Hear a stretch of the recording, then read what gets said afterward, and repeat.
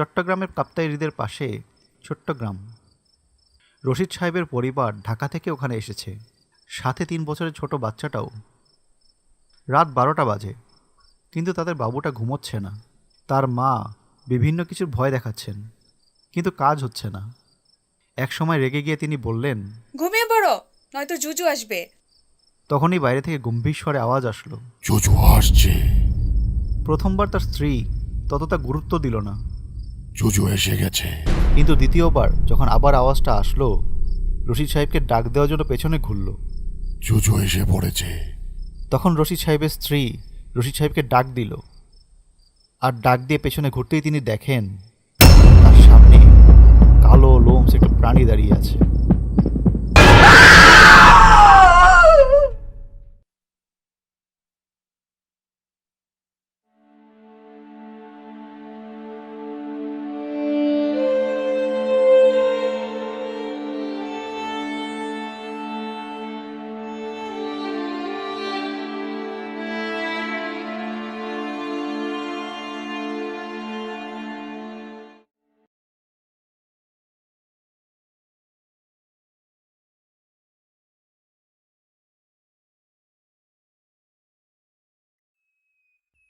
গ্রামে 3টি লাশ পাওয়া গেছে, রফিক সাহেবের পরিবারের লাশ। ছোট্ট ছেলেটাকে নৃশংসভাবে খুন করে বাইরে ফেলে রাখা হয়েছে। রফিক সাহেব ও তার স্ত্রীকে ঘাড়ের পেছনে কামড় দিয়ে ঘাড় মটকিয়ে মারা হয়েছে। পুলিশ এসে গেছেন। এসপি হাসান বিভিন্ন ধরনের কথা বলছেন তার থানার ওসি আকাশের সাথে, কিন্তু আকাশ কি যেন ভাবছে। হাসান সাহেব বুঝতে পেরে আকাশকে ডাক দিলেন। আকাশ, আকাশ তড়িঘড়ি করে মনোযোগী হলো। জি স্যার। এটা কোনো ওলবাঘের কাজ হতে পারে। ঘাড়ের পিছনে কামড়িয়েছে, কিন্তু ওলবাঘ তো বিলুপ্ত হয়ে গেছে। তো কে করলো? মানুষের পক্ষে এটা করা সম্ভব না। আরও কিছুক্ষণ কিছু তথ্য সংগ্রহ করে পুলিশ চলে যায়। আকাশও এসে পড়ে তার বাসায়। আকাশ ঢাকার ছেলে, সে এখানে পুলিশের চাকরি করে। আকাশ বাসায় গিয়ে গোসল করলো, কিছুক্ষণ পর খেয়ে নিল। বিকেল হয়ে এসেছে, তার বন্ধুরা বাইরে গিয়েছে, কিন্তু কেসের জন্য সে যেতে পারেনি। তাই এই পরন্ত বিকেলে সে বাগানে গিয়ে বসল। আজকের বিকেলটা খুব সুন্দর মনে হচ্ছে, কিন্তু গতকালের বিকেলটা আরও সুন্দর ছিল, কিন্তু তার সাথে ভয়ানকও ছিল। আজকের 3টি লাশ কালকে তাদের কর্মের জন্যই সৃষ্টি হয়েছে, হয়তোবা তাও নয়, কিন্তু গতকাল বিকেলে ঘটনাটা আকাশের জীবনে সবচেয়ে বাজে ঘটনা ছিল।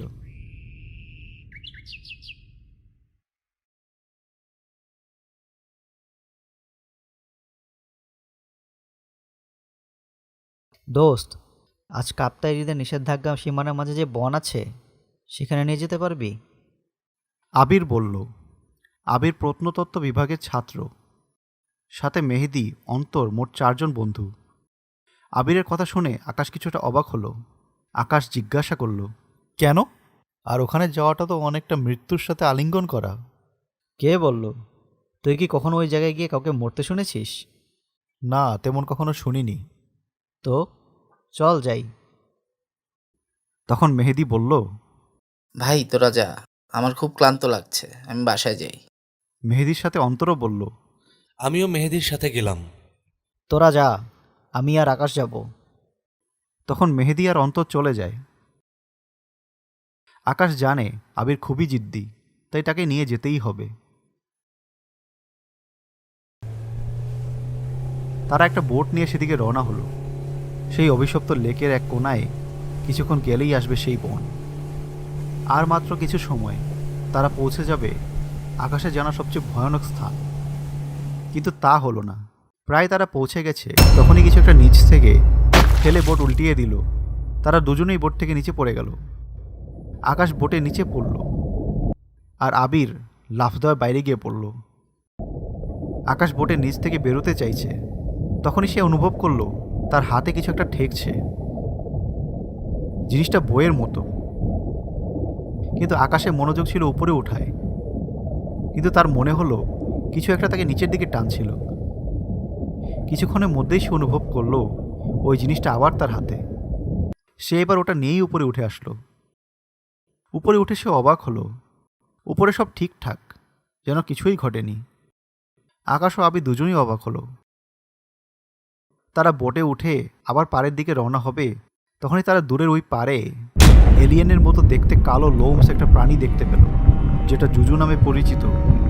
সে খুব দ্রুত, ক্ষিপ্র গতিশীল। ওই জিনিসটা দেখেই তারা উল্টো বোট ঘুরিয়ে নিল। বোট ঘুরিয়ে নেওয়ার সময় আকাশ খেয়াল করলো জুজুটা আকাশের হাতের দিকে ইশারা করে ওই কাঠের বইটা দেখিয়ে দিল, আর পরক্ষণেই সে হয় মিলিয়ে গেল। তা দেখে তাদের আর ওই বনে যাওয়ার সাহস হলো না। তারা ফিরে আসলো। রাতে এসে সব বলল মেহেদি আর অন্তরকে। ভাবতে ভাবতে আকাশ ওই কাঠের বইটা হাতে নিল। আবির, অন্তর, মেহেদি বড়ই আজব। কাল কত বড় ঘটনা ঘটল, তবুও নিশ্চিন্তে ঘুরছে। কি আজব, তাই না?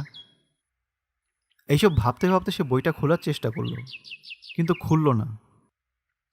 কিছুক্ষণ পর আবির, অন্তর আর মেহেদি ফিরে আসলো। কি, কিছু করতে পারলি? অনেক চেষ্টা করলাম, কিন্তু খুলল না। আরে কাল রাত থেকে শতবার চেষ্টা করেছি, খুলেনি। এটি খুলবো কি করে? মনে হয় এই সমস্যার সমাধান লেকের ওই জায়গায় পাওয়া যাবে। তো চল কাল আবার ওই জায়গায় যাই। আরে গাধা, মরার জন্য যাবো ওইখানে? কিন্তু আমরা এটা আধারে রেখে দিতে পারি না। কিন্তু বইটা কিসের? তা তো জানি না, তবে কাল রাতে বইটা ভালোভাবে দেখার সময় খোদাই করা কিছু অক্ষর দেখেছিলাম, কিন্তু বুঝিনি। কই দেখি। এই যে। হ্যাঁ, বোঝা মুশকিল, তবে উপায় আছে। কি? ঢাকায় আমার এক ইতিহাস বিজ্ঞানের বন্ধু আছে, মৃদুল। তাকে ওই খোদাই করা লেখাটার ছবি পাঠিয়ে দিলে সে সব বলে দিতে পারবে। তারা সবাই মিলে ভালোভাবে কয়েকটা ছবি তুলে ঢাকায় তাদের বন্ধুর কাছে পাঠিয়ে দিল। পাঠিয়ে দেওয়ার কিছুক্ষণ পর একটা ফোন এলো। ফোনটা মেহেদি ধরল। ওপার থেকে মৃদুল বলল, মেহেদি না? হুম। এই ছবিগুলো কই পেলে? কেন? আকাশ, আমার বন্ধু এই বইটা পেয়েছে, সেখান থেকেই। বইটা নিশ্চয়ই কাঠের। তুমি কি করে জানলে? যেখান থেকেই জানি, আমি কাল তোমাদের কাছে আসছি, সাথে আমার এক বন্ধুও আসছে। নিশ্চয়ই ডেঞ্জারাস বই এটা। অবশ্যই, নইলে মৃদুল কি করে বুঝলো যে এটা কাঠের বই? আরে না, ছবি পাঠিয়েছিলাম না, ওইটা দেখে হয়তো বুঝেছে। পুলিশ হয়েছিস বলে এত সন্দেহ করিস না। সবাই হাসতে লাগলো।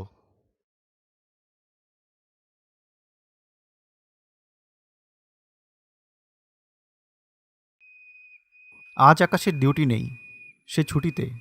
আবার কাল শুক্রবার, তাই দুদিন বন্ধ। তাই সবাই মিলে বাইরে বেড়াতে গেল, সাথে বইটিও নিয়ে গেল। যখন তারা ফিরে আসলো, সন্ধ্যা প্রায় ঘনিয়ে এসেছে। এসে দেখে বাড়ির সামনে বড় একটি গাড়ি দাঁড়িয়ে আছে, সাথে তাদের সমবয়সী দুইটি ছেলে। মৃদুলের বাবা নিশ্চয়ই অনেক বড় লোক, তাই এত বড় গাড়ি। আকাশের ধারণাটা অনেকটা এরকমই ছিল, কিন্তু বাস্তবে ওটা ভাড়া করা গাড়ি ছিল। আমরা মৃদুলের দিকে এগিয়ে গেলাম, মৃদুলও এগিয়ে আসলো। তাদের পরিচয় পর্ব শেষ হওয়ার পর বাড়িতে ঢুকলো। ঘরে ঢুকেই তারা আজব একটি জিনিস লক্ষ্য করলো। তাদের ঘর পুরো এলোমেলো, কেউ নিশ্চিত কিছু খুঁজেছে। মৃদুল তাৎক্ষণিক বলল, বইটা কই? হোক না হোক, যে এসেছিল বইয়ের জন্যই এসেছিল। বইটা আকাশের কাছে। কি মনে করে যেন সে বইটা সাথে নিয়েছিল? তোমরা জানো বইটা কবের? না। বইটা বাংলার প্রথম স্বাধীন শাসক শশাঙ্কেরও আগের যুগের। বইটা দেশের একটা বড় ইতিহাস খোলসা করবে। এর দামও প্রচুর।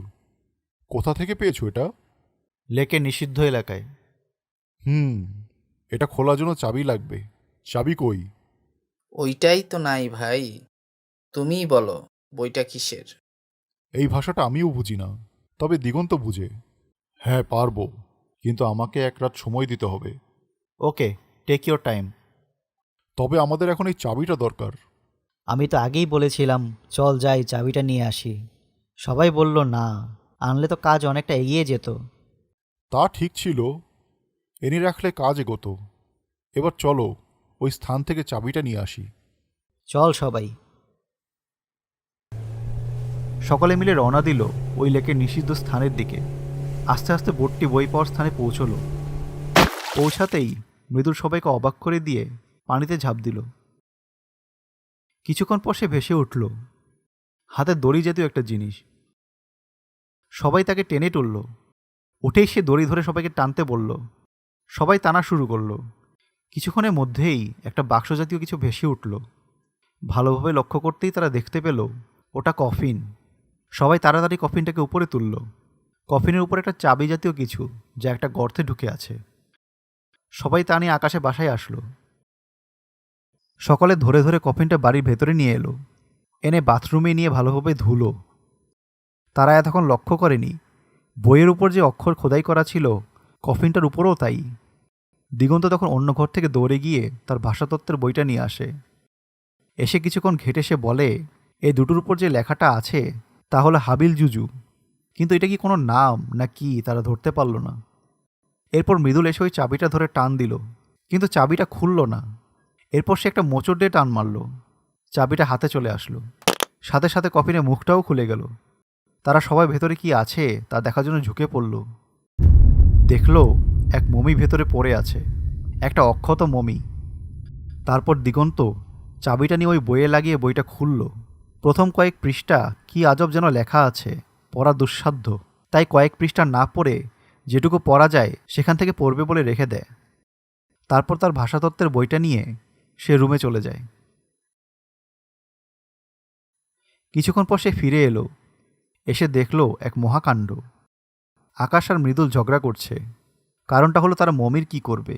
আকাশ বলে মমি সরকারের কাছে হস্তান্তর করবে, কিন্তু মৃদুল বলছে সে মমিটা কালোবাজারে বিক্রি করবে।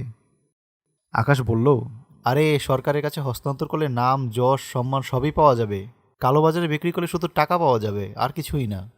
মৃদুল বলল, সবার আগে টাকা, টাকা থাকলে সব কিছু পাওয়া যাবে। আর সরকারের কাছে দিলে কিছুদিন নাম ডাক থাকবে, এর কিছুদিন পরেই আবার আগের মতো সব হয়ে যাবে। তখন দিগন্ত বলল, আরে ঝগড়া করো কেন? তোমরা এই মমি যার কাছেই দাও না কেন, এই মমির পূর্ব ইতিহাস না জানলে মমি মূল্যহীন। তাই আগে ইতিহাস জানো, এরপর বেচবে কিনা তার সিদ্ধান্ত নিও। মেহেদি বলল, সত্য কথা, তাই সকলকে মিলে ওই বইটা পড়ে শেষ করতে হবে। কিন্তু বোঝার মতো লেখা আছে প্রথম কয়েক পাতা পর, তাই ভাবছি ওই কয়েক পাতা পর থেকেই পড়ব। না বুঝলাম, তবুও প্রথম থেকেই পড়ব, হয়তোবা এর মধ্যে কোনো যোগসূত্র আছে। আবির বলল, মৃদুলের কথাই ঠিক, প্রথম থেকেই পড়া হোক। রাত অনেক হয়েছে, তাই এখন আর মিটিং না করে শুয়ে পড়া উচিত। সকলে আকাশে মতকে সম্মতি দিয়ে যার যার ঘরে চলে গেল। তারা মমিটাকে ড্রয়িং রুমে রেখে বইটি দিগন্তের কাছে রেখে দিল।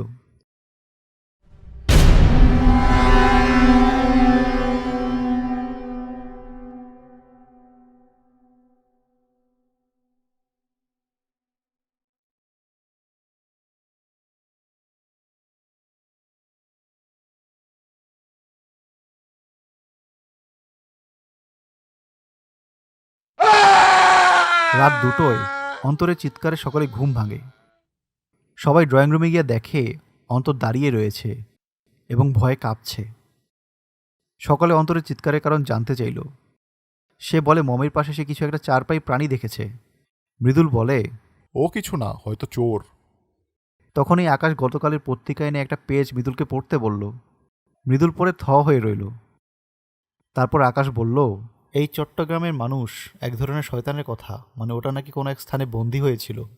আমার মনে হয় বইয়ের সাথে এই মমিটাও বন্দী ছিল। সকালে অবাক হয়ে কথাগুলো শুনছিল। তখন দিগন্ত বলল, ওই শয়তানটাকে এই মমিটা এতদিন আটকে রেখেছিল, তার মানে এই মমিটা আমাদের কাছে থাকলে শয়তান কিছুই করতে পারবে না। তখন দিগন্ত তার রুম থেকে বইটা নিয়ে এসে সকলের সামনে পড়তে শুরু করলো। প্রথমে ওই না বোঝা কথাগুলো পড়ল, তারপর পুরো বইটা পড়তে শুরু করলো।